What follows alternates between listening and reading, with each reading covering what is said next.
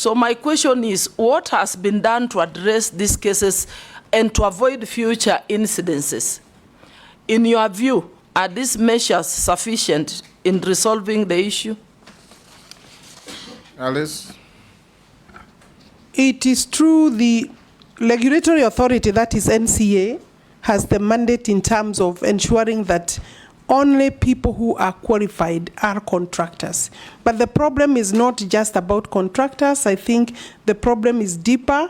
We have people taking shortcuts, and some people also, we need to work collaboration with the county governments, because some of the buildings coming up do not even have plans, so that even the issue of the National Construction Authority or enforcement should start at a further place at the county level. And I think that we need to do our work better.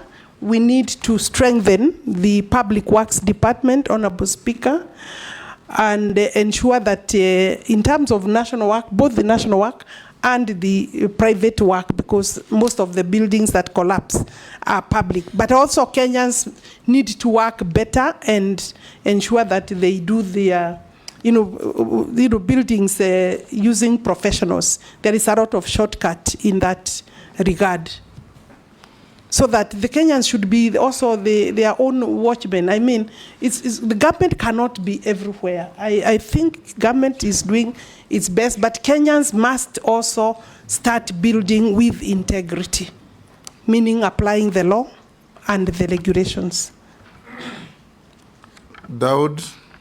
Thank you, Mr. Speaker.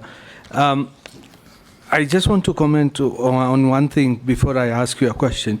From your CV, you have said you're a member of parliament from 2022 to 2027. So does it mean you were not a minister? I know you were elected until 2027, but you had to resign to? No, it's in her CV, that's what I'm saying. So you need to correct your CV. I will look at that, because it was only 2022. Let me ask you my question now. Adjudication mistakes on land are normally sometimes done at the lands office, and it costs people to rectify those mistakes in acreage or size or whatever, about 18,000 shillings to rectify. And not just that, you have to pay, initially you had to pay 150 or 300 or 500. That charge has now gone to 3,000 shillings. And there was no public participation when you increase the charge from 300 to 3,000 shillings. Somebody has got 10 parcels of land under adjudication, has to pay 30,000. That's even before you factor in other costs. That is one question. The second question, what is your take on the Dungu Land Commission lands, which were cancelled, which there is a report regarding the same? The last one is regarding affordable housing. You have talked about it, and my colleagues have talked about it. And there were grand launches by His Excellency the President, who has nominated you to that ministry again. But unfortunately, those housing were just launched, and they have not taken off. And like Honorable Laisuda has said, there are 24 billion in that account. So what is that money doing if it is not being used? And those lands are, those housing projects are just stationary. Thank you, Honourable Speaker. If you allow me another one, but I think... Ferdinand, take two.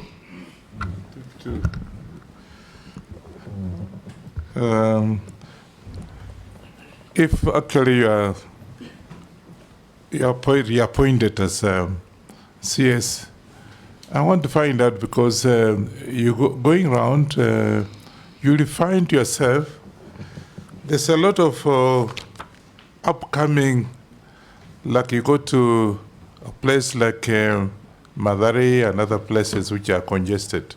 There's no plan at all so that you find people living in a very affordable way.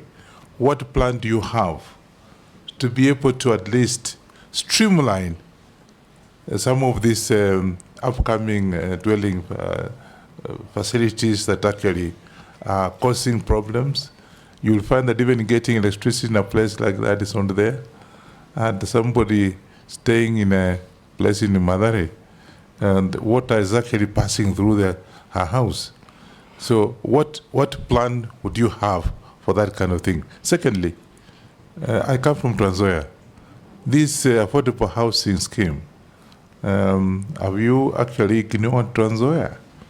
Or what is happening when it's supposed to be countrywide projects that's supposed to help people in areas that Trans Nzoia, where people who actually also need those affordable housing?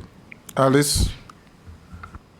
I have not picked, let me start with the Trans Nzoia. I haven't picked this specifically, but if we have no affordable housing program coming, I think I want to assure you that the first entry to the affordable housing program is the 290 constituencies.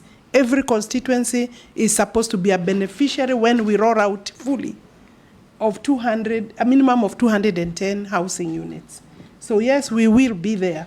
And of course, there with the available land, I won't say when, because it's a program that as soon as possible, maybe we don't even have land in your place, so you needed to work with the ministry to get land for that. And I'm not saying there isn't, because I don't have my document with me. I believe in Trans Nzoia County, we already have some affordable housing programs coming up. Who are you? Yeah. We do have. It's okay. We will be there, and I'm sure that it is every other wish of member to work with the ministry to ensure that they are there faster than maybe they even plan. Yeah. Then the slum upgrading. We have a very good slum upgrading program. It's the one working in, for example, in Kibera. We are in Mukuru. We will be going to Mathare, and therefore, what I can say is that the government needs support for the affordable housing program. The houses for the slum upgrading is even cheaper. Those houses are even cheaper than the social housing, and we have a lot of goodwill in terms of funding. Just hold there. We are now classified as a middle-income country, right? Generally. Kenya. Not generally, we are classified. Yes. We are not a HIPIC, highly indebted poor country. We are not. Now, when you talk of slum upgrading, is your policy to eliminate slums or to upgrade slums? How do you upgrade a slum? That could be the terminology that we are using, but basically, we are providing the necessary infrastructure, water, ensuring that the necessary facilities, including electricity, connectivity, and is available, and roads. And the program is well funded by the UN, the European Union, World Bank, and also AFD. So I think that the question is, why are we talking of slum upgrading instead of slum eradication? Maybe that is something we can think about and change the name. No, I think if I have understood her well, Speaker, she's saying they want to make slums habitable. That people can still live in slums, but they become better place where they... That cannot be the direction of our country. It is not. It is not. It is basically, once we work, we eliminate the slum. So possibly we need to change the wording of that program, the title. I think, thank you, Mr. Speaker.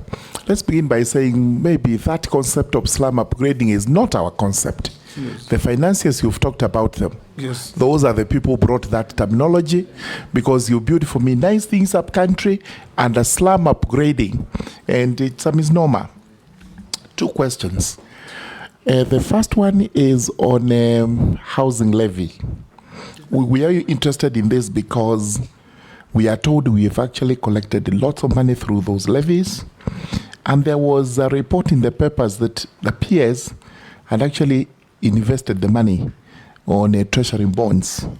That sounded a little bit odd, but you may need to confirm whether indeed we do have that surplus, and that is the route we are taking, while at the same time, His Excellency the President has taken another route of saying, instead of just affordable housing for people to buy, we will now put up hostels in institutions, which I think is a very good program that would go side by side with the affordable housing. On land, again, if you are confirmed, we have experienced the president going around the country and interacting with the people. They come up to him to say, we do not have title deeds and we need those title deeds. And he makes generous promises that in 2-3 months, I'll be back here to give you the titles that you need. As the person responsible for policy, are there policies in place where you can actually carry out those premises without having to embarrass the head of state, so that those down there do not say he gave false promises, etc., etc. You're able to carry out to the letter when the promise is made, it's actually executed. Alice, Dawood is protesting that you didn't answer his question. Yes. And then Dungu report. Go ahead. I asked 3 questions. I asked about the adjudication, about the Dungu report and the affordable housing, where nothing is going on.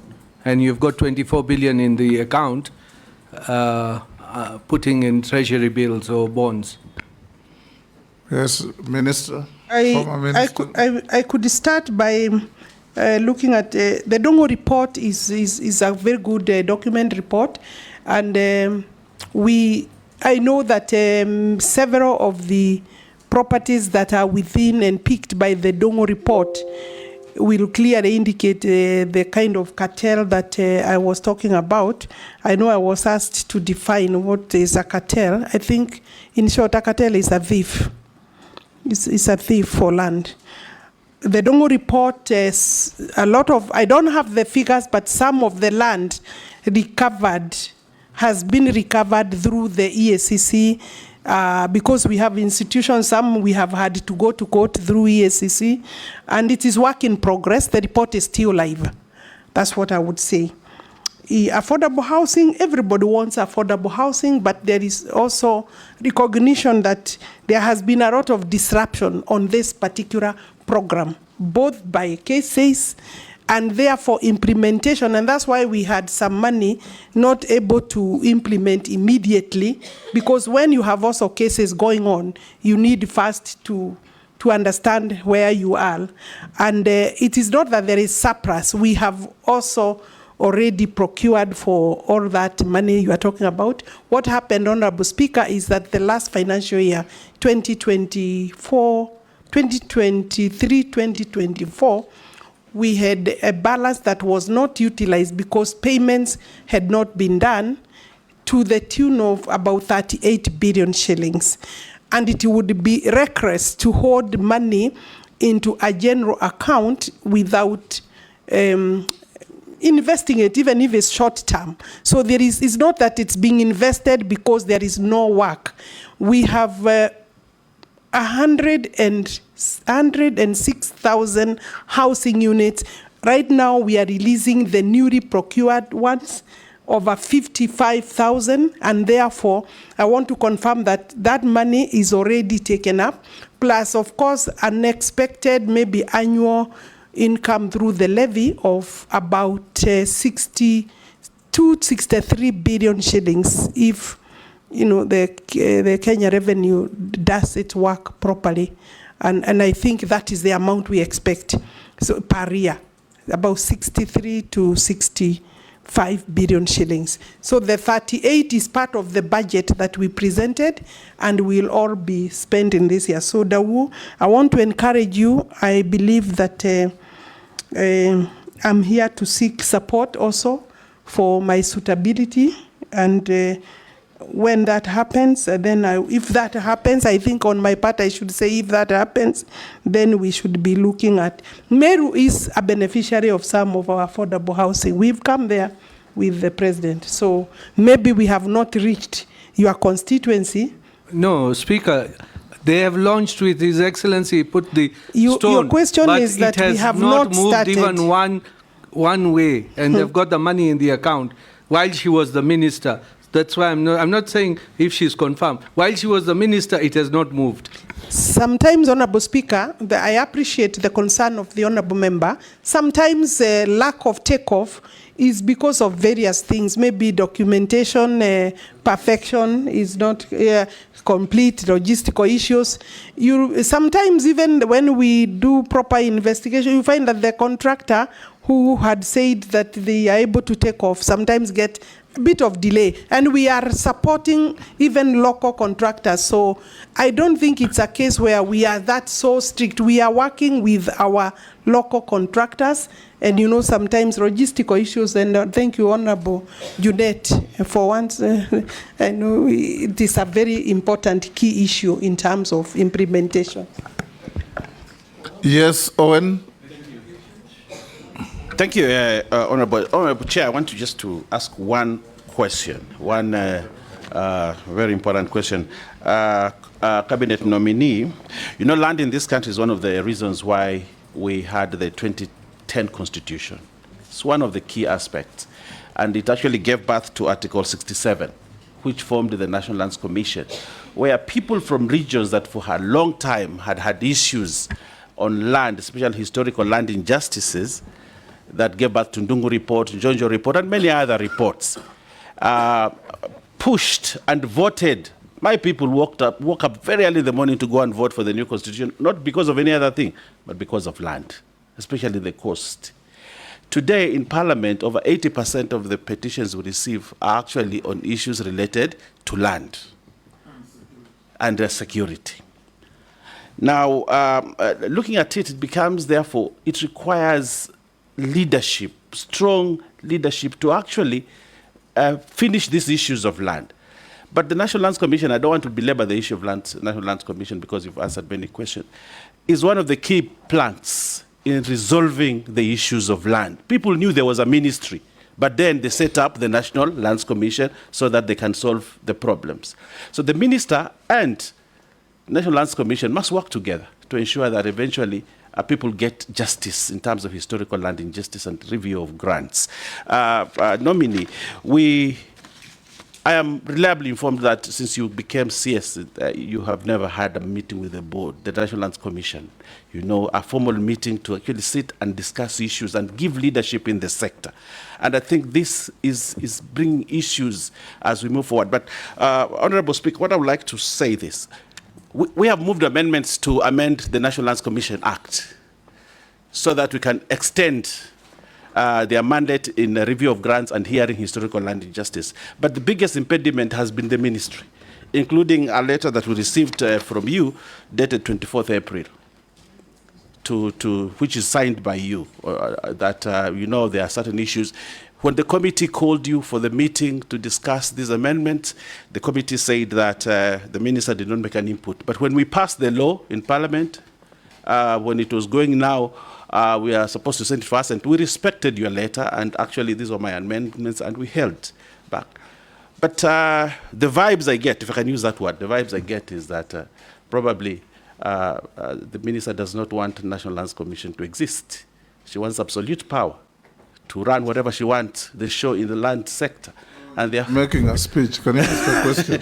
So my question is, do you still believe that we should not review the law, especially section 14 and 15 of the National Lands Commission, to give them power to review grants and to hear historical injustice? Do you still believe we should not review that and deny the National Lands Commission the power, or you have changed your mind about it?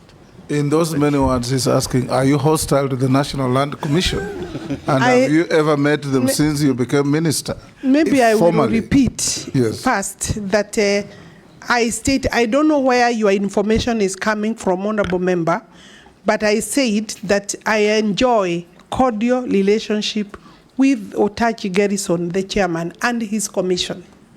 That is one. We have not had any conflict, either by exchange of letter or by verbal exchange. So the source you have could be a very biased or an incorrect source. I am working with them. Remember, they are also an independent commission, and their mandate, they must also not encroach on the mandate of the executive, because their mandate is very clear in the Constitution, and I have no personal interest or ministerial interest or executive interest to encroach on their mandate. But they must also remember there is also the clear mandate they have and we have. I have met them, Honorable Chair, in various meetings, formal meetings. I have met the board, and when the chair also confirmed that the board is coming, some of the members did not come, and I don't want to go into that because the commission, I think you need to summon the commission yourself as Parliament. The commission has its own challenges. I think it's right now maybe a bit. Alice, you say you have no problem with them, then continue to list their problems. Not myself, person, at their own challenges, not